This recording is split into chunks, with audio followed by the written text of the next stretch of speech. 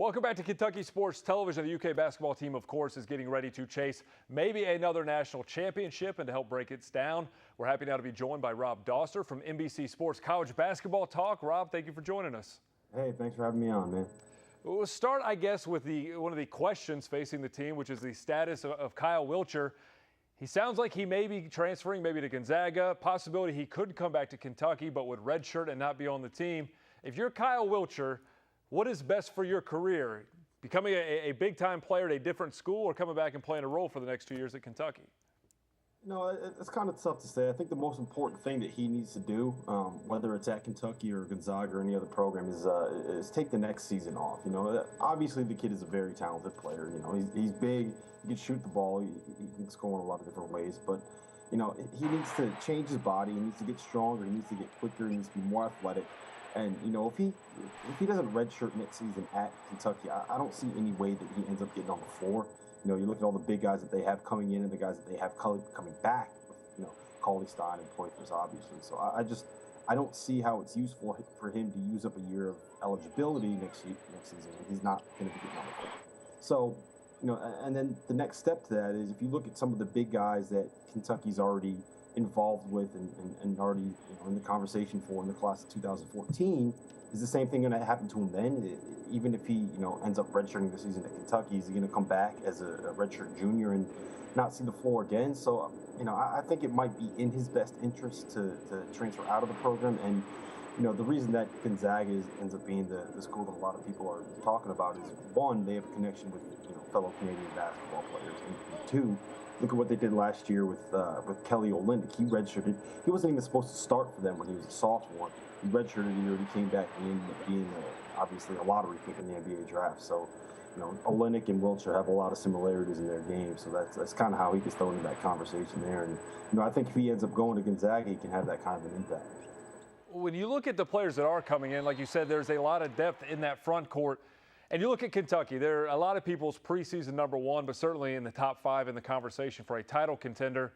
Do you have any concerns when you look at the roster and say this maybe is their weak spot, or anything you question about the team as they get ready to enter the season? Well, you know, there's always doubts about how well some of these big guys can score in the post, and, you know, do they have enough three-point shooting and all that kind of stuff. But when it comes down to it, you know, they have enough talent on that roster that it really doesn't matter if they have weaknesses here or weaknesses there. You can obviously nitpick at any roster in the country. They're the most talented team in college basketball. So, and I think that's, you know, at this point, it's almost inarguable. The biggest concern that I have with Kentucky heading into next season is whether or not, you know, they have too many cooks in the kitchen, so to speak. Is there going to be enough shots to go around for all these guys that have always been kind of the alpha dog in any team they've ever played for? Or are they going to be able to, you know, is someone going to be able to accept a role in that team? And I think what people don't understand about that 2012 national title team is that Michael Kidd-Gilchrist and Anthony Davis, who were basically the two best players on the team, the top 2 picks in the 2012 draft, were more or less role players. Obviously, they were the best players on the team, but, you know, Michael Kidd-Gilchrist was basically just a junkyard dog. He was out there to defend, he was out there to rebound, he was out there to hustle. And that's really what he did. He got his points and, you know, he got his numbers, but he was basically a hustle guy. And Anthony Davis, more or less, was, you know, a defender, a guy that owned the paint, and someone for, you know, the Kentucky guards to throw up a lob to and to catch a dunk. They weren't the stars offensively. They weren't the focal points offensively. They were role players, and I don't know who's going to embrace those roles for Kentucky next season. And it's something that's going to have to develop, and if Coach Cal has taught us anything, it's that more often than not, he's going to get players to buy into his system and get them to do what he wants them to do. So it'll be interesting to see what happens there, but that's the biggest concern I have. It's not that they don't have enough talent or you know, where they're going to have to fill a hole or whatnot. It's whether or not everybody is going to be able to buy in, because obviously there's enough good basketball players on that roster to win another national title. Where do you put them in your top 10 or top 5? Are they your favorite for the title? Where do you put them? Yeah, I got them #1 right now.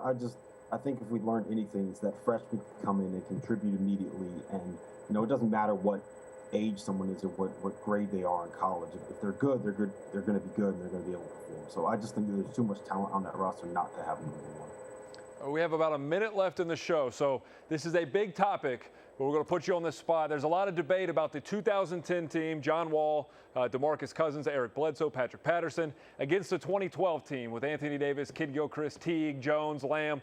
Who are you taking? If those two teams played, who do you think wins that game?